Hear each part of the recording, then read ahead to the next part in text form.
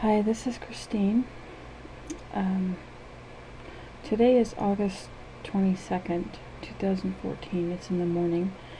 I'm actually going to share a dream I had on August 4th, the night of August 4th to August 5th, which would have been the 9th of Av.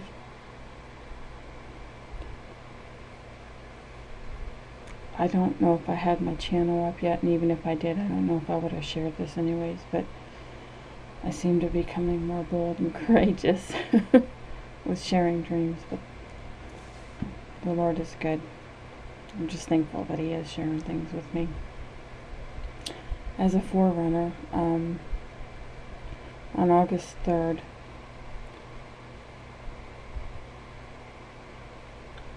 actually it was August 4th, I was feeling a little depressed, and had to run some errands. I had to go to the bank. Lively had mentioned in a video that if you're in a relationship with somebody, that you would be writing love letters to each other. And so I went and did my errand, and I got into the bank. I was waiting in the line, and I was thinking to myself, I said, Lord, would you write a love letter to me, or give me one or something like that, because I wasn't sure. I don't get, he tells me things, but I don't get actual, words or letters. At least I don't think I do. I don't know. That Lively reads on her channel. But the Lord has always spoken to me through songs and lyrics. Music has always been a very big part of my life. I love music. It goes into your soul, at least for me. And He's always spoken to me through songs. So I asked Him, just in my mind while I was waiting in line at the bank, if He would give me a love letter, or write me one or something like that. And He had a song come on the overhead radio in the bank from Chicago, Just You and Me. And I knew it was Him talking to me, and I actually favorited that song on my channel. I went and looked it up, and then I favorited it. A lot of those songs that I favorite are songs that the Lord has impressed me with whenever I've asked Him something.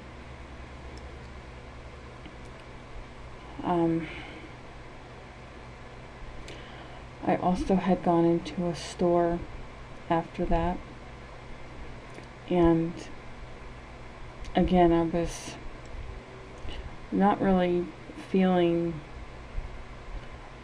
like wanted or loved or anything. I was kind of feeling left behind. This is not good. I'm judging just in saying that. No, it's not good. But a part of me, I was wondering if I was even included with the brethren, because I watch people's channels, and it's like, oh my goodness, look at what's happening for everybody else, and nothing's really happening for me. And it was making me question my own walk with the Lord, whether I even had one. But He talks to all of us differently. And I was in the store, and again He put a song on the overhead radio in the store, and it was Hunter Hayes, I Want to Make You Feel Wanted. And oh my goodness, I went and found a little nook in the store, and I just kind of tried to hide myself, because part of me felt like I wanted to cry. I just felt really touched. And again, when I got home, I favorited that song on my channel again. So He was letting me know, not to doubt. And I'm thankful for that. Later on that evening, I had a dream, and that's what this video is going to be about. I was at a swimming pool. It's an indoor swimming pool. It was small.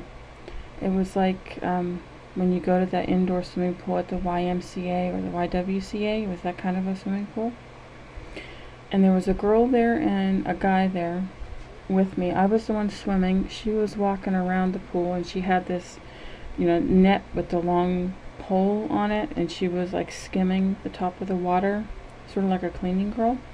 She was very nice. She was talking to me, and I was just putzing around in the water. And then the guy, he was more like a lifeguard, I guess, but he was just walking around, and I was,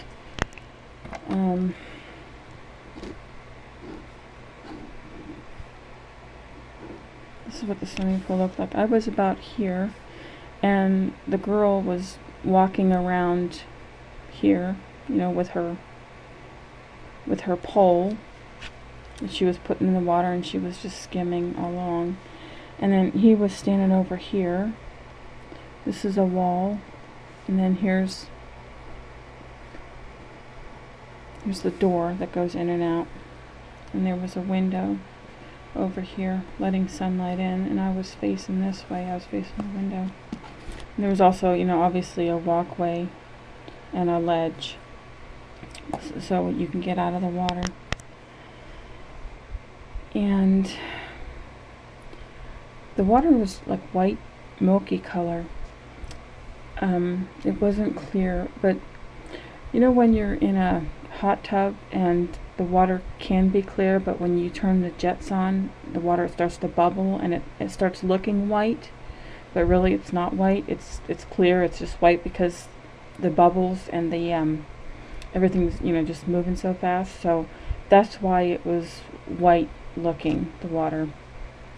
And I had rings on my finger, but these rings were not like gold rings that you would normally buy from a jewelry store. It was like an elastic band, and it had different colored beads on it. Like if you were to go to a toy store or even a craft store and just bead your own bracelets and rings, things like that have an elastic so they can just slide right over your wrist and over your fingers. It was that kind of jewelry, and it had different colored beads on it. And I had rings and I had bracelets, and I'm not sure if I had a necklace, but they were all different colors, and I had lost them in the swimming pool. But I wasn't really too worried about it. And then the girl told me later on that I was going to have to, eventually get out. I don't know if she told me that or if I just knew it was like time to stop swimming. I guess I was becoming sort of like a prune because I was in the water too long. And the lifeguard, he walked out of the door, and he went and sat at a table. Okay, so now we're into a different room. And here's the door that goes outside. And he's at a table here. This is all a big room.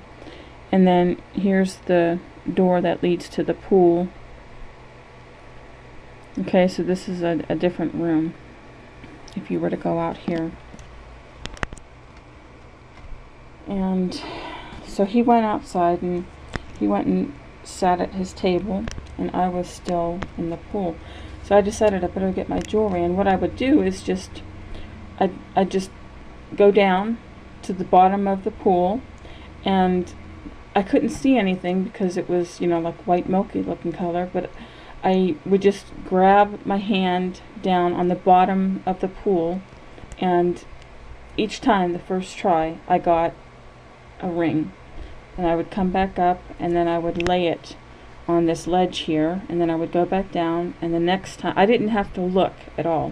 I would just go down to the bottom of the pool, reach my hand down, and pick up something, and it was a piece of my jewelry that I had lost. So I kept doing that over and over again until I got everything on my ledge, and then I got out of the pool and put everything on me. And one of my bracelets, actually, it said this, Christ something like this, but the T was really dark, and actually I think this might have been a dot. I'm just looking at my journal. Instead of a dash, I think it might have been a dot. And then this was faded. The INE part was faded, but the T was really strong, like as in bold. And it was my bracelet. So, the girl who was cleaning the pool, she told me that there was a pool party next Tuesday and to not forget about it and be sure I came to it. Now, Tuesday would have been August 5th in the dream. And the guy had told me about a dance. There was a dance. This was in the pool. This was Friday, okay, and the dance was on Saturday. And then the girl was telling me about the pool party next Tuesday. So I would have this pool swimming would have been August 1st, Friday. The dance would have been Saturday, August 2nd. And then the pool party next Tuesday would have been August 5th in the dream. But in real life, this dream was actually taking place on the night of August 4th to the August 5th. Okay, so she reminded me and told me to be sure to come to that pool party, on August 5th. And I thanked her, and then I walked out. And I got to the door. It was a wood door, and I closed the door behind me, and I was looking at the door. I was standing here, and I was looking at the door. Okay, I had left the swimming pool, and I was looking at the wood door, and he was sitting in a chair right here, this lifeguard guy, because like I said, there was only a guy and a girl there with me. She was still in here cleaning the pool, but he had come out. And as I was looking at the door, I started seeing scratch marks on it, like somebody was taking a knife or something, but it was scratching the wood door. And I was looking at it, and as the scratch was coming down the door, there was no hand doing it. The scratches just started showing up. Blood started dripping and running down these scratches, and I noticed that this guy had a tool, and he was making the scratches in his wood desk. And as he was making these scratches in the wood desk, they were showing up on my wood door that I was looking at. And I put my hand to it and just kind of followed the scratch as it was being formed and made. And then I walked over to him at the desk, and he never made eye contact with me. He knew I was there. So I walked over, and I looked at him, and I said, well, I guess, aren't you going to talk to me? Because he had said that he wanted to take me to the dance on Saturday. Which was, going to be the next day, August 2nd, in the dream. Even though, like I said, in reality, this was the dream of the August 4th to 5th. So I figured, because he did say that he wanted to take me to the dance, and me being independent, I just thought, well, I would meet him there. So I asked him, aren't you going to say anything to me? And he goes, I'll walk you out to the car. And so he got up, and he was going to walk me out to the car, and he said it doesn't do any good, because he knew I didn't say anything to him about, I figured I was going to have to give him directions to my place.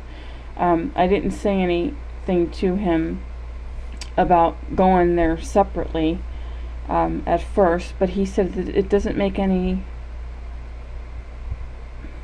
sense. That doesn't sound right.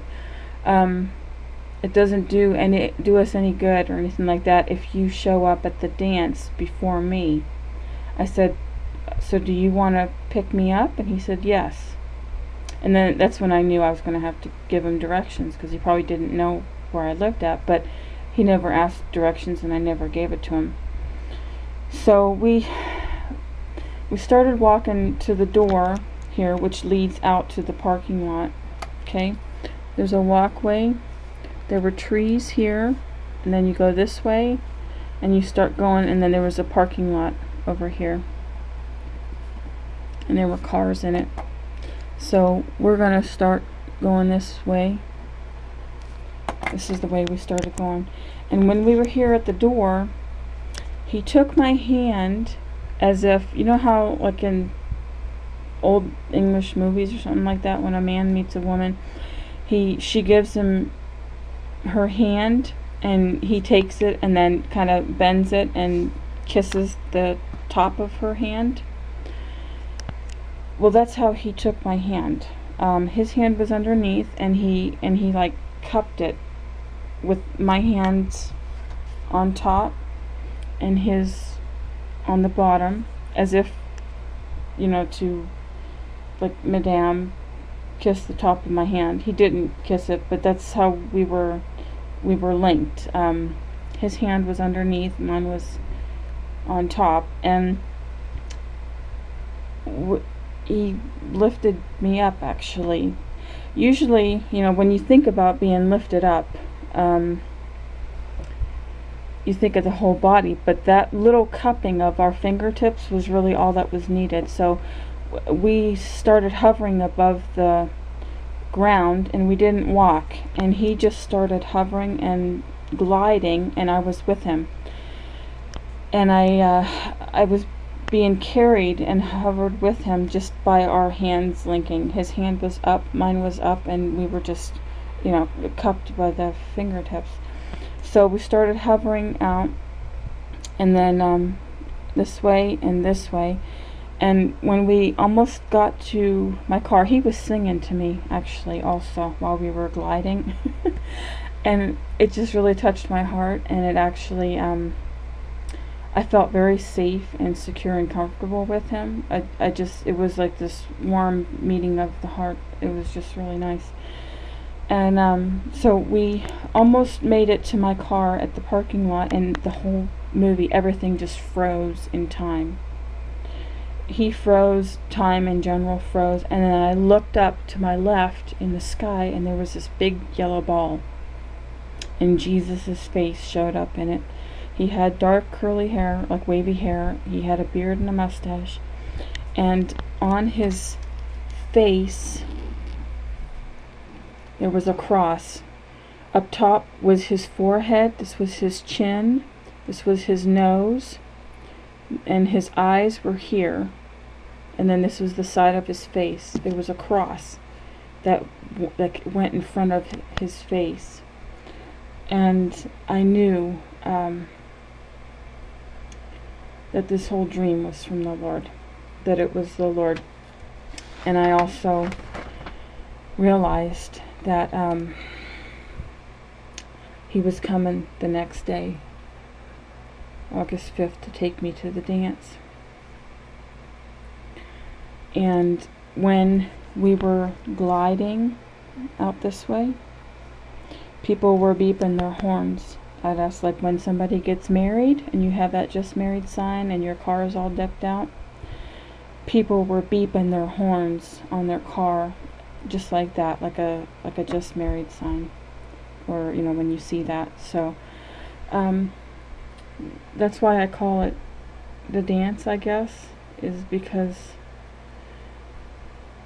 he was coming to take me to the dance.